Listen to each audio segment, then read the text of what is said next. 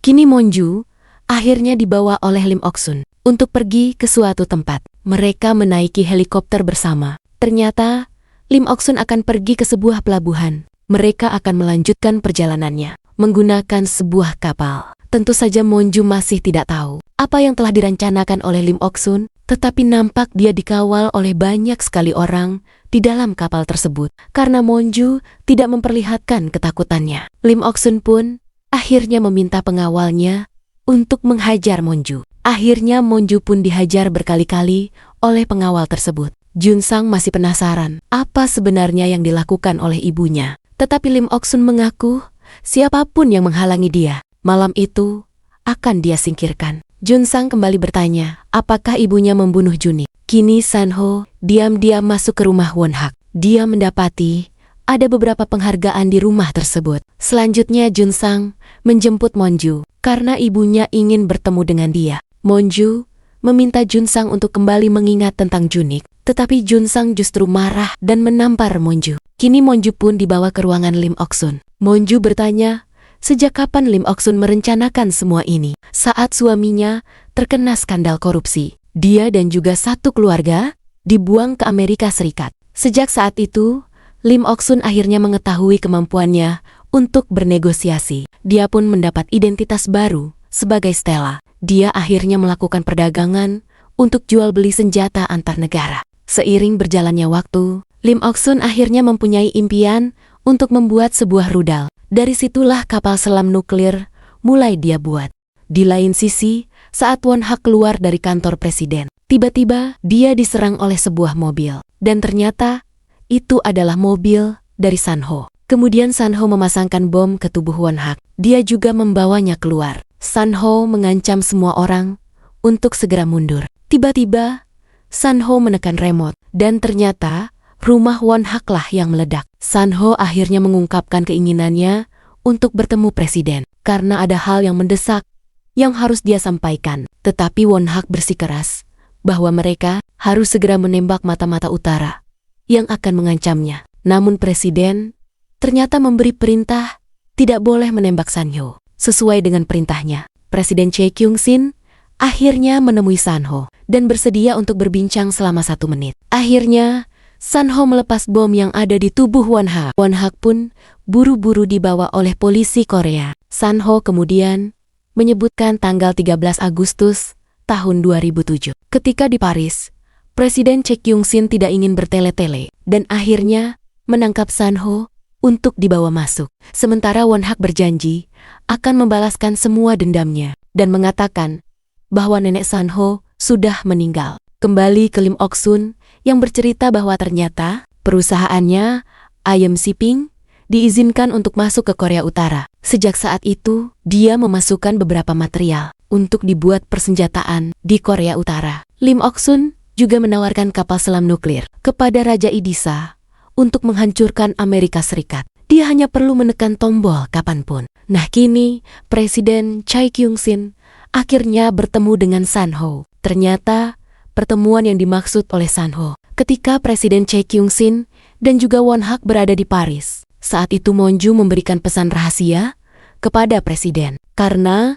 ada situasi darurat. Hal itu melibatkan Korea Utara, Tiongkok, dan juga Amerika Serikat. Tetapi akhirnya, Presiden berhasil menangani hal tersebut dan terjadilah kesepakatan di antara mereka. Kini Sanho memberitahu Presiden Chae Kyung-sin bahwa kapal selam rudal milik Idisa akan segera menyerang Amerika Serikat. Dia harus segera memberitahu Presiden Amerika untuk mencegah hal tersebut. Sementara Won-hak akhirnya ditangkap karena dia terbukti melakukan rekayasa dalam beberapa kasus, termasuk menuduh Monju sebagai orang yang membunuh Junik. Presiden Chae Kyung-sin pun tidak bisa untuk mentoleransi hal tersebut. Won-hak akhirnya ditangkap. Lim Ok-sun kembali mengatakan bahwa Raja Idisa adalah orang yang penakut. Dia tidak akan sanggup untuk memencet tombol kapal selam rudal. Itulah sebabnya Lim Ok-sun mempunyai koper yang sama yang bisa dia kendalikan untuk memencet kapal selam tersebut. Kini, Presiden Chae Kyung-sin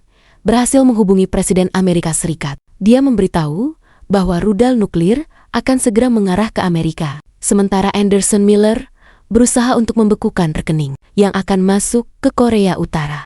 Namun tiba-tiba, beberapa polisi dari Amerika datang untuk menangkapnya. Anderson Miller akhirnya kini ditangkap dan Presiden Amerika pun berhasil menemuinya. Anderson Miller berpesan agar Presiden Amerika segera membekukan dana yang akan masuk ke Korea Utara. Dengan begitu, Korea Utara akhirnya akan memblokir kapal selam nuklir tersebut. Nah, sementara Sanho tiba-tiba mendapat telepon dari Presiden Chae Kyung-sin. Kini Lim Ok-sun juga mendapat kabar bahwa rekening mereka telah dibekukan. Di sisi lain, Monju memberitahu Lim Ok-sun bahwa Junik tahu jika dia bukanlah anak kandungnya. Neneknya memberitahu bahwa dulu Lim Ok-sun adalah seorang anak yang miskin. Dia ditinggal oleh ibunya yang menikah dengan militer Korea. Kemudian, setelah beranjak remaja, Lim Ok-sun berusaha menghubungi ibunya melalui surat. Namun, surat itu ternyata dikembalikan. Lim Ok-sun menyatakan bahwa dia bukan ingin menembak rudal ke ibunya sendiri,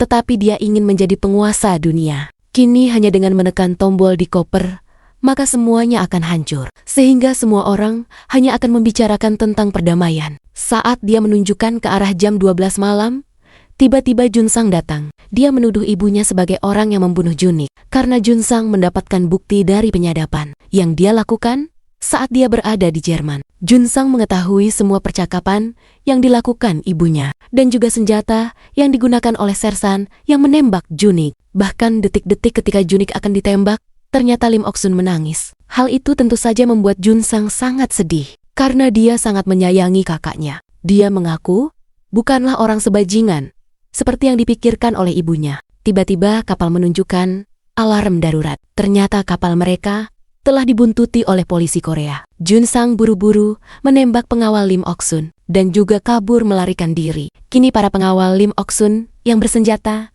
berusaha untuk melindunginya. Sementara Junsang dan Monju berusaha untuk menuju ke kamar Lim Ok-sun. Terjadilah pertarungan tembak-menembak di antara keduanya. Lim Ok-sun mengatakan bahwa dia harus menangkap Junsang dan juga Monju. Saat akan naik Jungsan pun tertembak, tetapi Monju berhasil menyelamatkannya. Junsang buru-buru menyerahkan kunci kamar Lim Ok-sun dan meminta Monju untuk menghentikan semuanya. Junsang mengaku bahwa selama ini hanya Juniklah yang dia miliki. Monju pun buru-buru pergi dan tim SWAT dari Korea akhirnya berhasil masuk ke kapal Lim Ok-sun. Presiden juga meminta Sanyo untuk menyelamatkan Monju dan masuk ke dalam tim SWAT. Monju pun memberanikan diri untuk melawan mereka dan buru-buru masuk ke kamar Lim Ok-sun. Tetapi ternyata dia juga dikejar. Saat Monju bersembunyi di balik loker, tiba-tiba seseorang datang.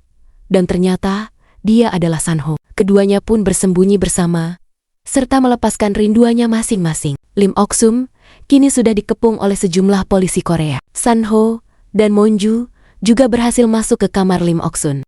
Di sisi lain, Lim Ok-sun masuk ke ruangan rahasia dan membuka sejumlah berangkas. Ternyata dia akan mengaktifkan salah satu pengeboman yang sudah direncanakan. Monju pun berhasil menghubungi Kim Han-sang dan mengatakan bahwa semua rekening yang masuk ke Korea Utara telah dibekukan. Monju meminta Kim Han-sang untuk memutar balik kapal selam nuklir. Selain itu, Monju juga memberitahu bahwa Lim Ok-sun mempunyai koper yang sama yang digunakan untuk mengendalikan nuklir. Kim Han-sang pun berjanji akan berkomunikasi dengan kapal selam tersebut. Tiba-tiba sinyal putus dan mereka berdua pun tidak bisa berkomunikasi. Lim Ok-sun terlihat buru-buru naik ke atas kapal. Namun kini dia sudah dikepung oleh semua polisi Korea. Sementara Monju ingin melumpuhkan pengawal Lim Ok-sun dan berusaha mencegah kejadian tidak diinginkan. Lim Ok-sun sudah mempersiapkan koper tersebut dan memasukkan password untuk meledakkan kapal selam nuklir. Saat dia sudah bersiap memencet tombol tersebut, akhirnya pengawal Lim Ok-sun berhasil dilumpuhkan. Lim Ok-sun akhirnya ditembak oleh Sanho untuk mencegah memencet tombol tersebut. Namun, Lim Ok-sun mengatakan jika dirinya mati, tombol itu akan otomatis berpindah dan ledakan itu tidak bisa dihindari karena password yang dia gunakan dibuang ke dalam laut. Lim Ok-sun pun memilih mengakhiri hidupnya serta tenggelam di dalam laut. Kini Sanho dan juga Monju bergegas untuk menghentikan tombol otomatis tersebut. Mereka akhirnya menemukan tombol itu yang masih menyisakan waktu 3 menit. Sanho berusaha menjinakkan, tetapi ternyata ada bom lain di dalam perangkas. Monju akhirnya mendapat telepon dari Raja Idisa. Ternyata password yang ada di kopernya memiliki nomor yang sama.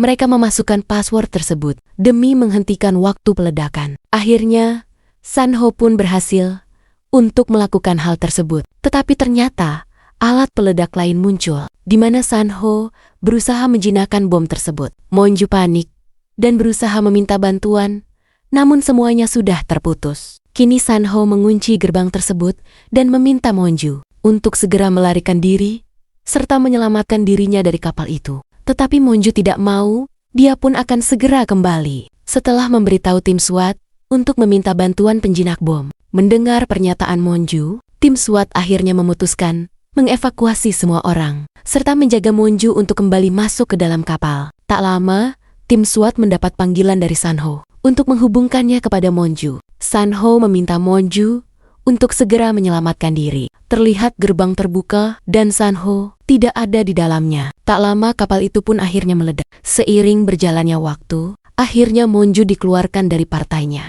Monju dinilai mencoreng nama partainya. Setelah rekamannya dengan Sanho tersebar, Monju masih bingung bagaimana bisa mencintai sesama manusia dianggap mencoreng reputasi partai. Kini semuanya telah terselesaikan. Presiden Chae Kyung-shin juga berhasil untuk mencegah perang. Monju akhirnya berangkat ke Amerika karena banyak hal yang harus dia temui. Akhirnya, Anderson Miller juga bisa bertemu dengan Monju. Dia juga mengatakan bahwa Sanho mendapat penghargaan dari pemerintah Amerika. Namun Monju menyatakan bahwa dia yakin jika Sanho masih hidup. Minji dan juga Changi berharap bahwa Monju bisa mencalonkan diri sebagai seorang presiden, seperti permintaan dari Presiden Chae Kyung-shin, agar Monju menjadi penerusnya. Di sisi lain, Sanho ternyata masih hidup, dan dia juga terlihat mengubur kalung milik Monju. Dia kembali ke gurun dan melihat bintang yang terang. Kini Monju mencalonkan kembali dirinya menjadi seorang presiden. Dia juga mendapat banyak sekali dukungan dari rakyat Korea Selatan.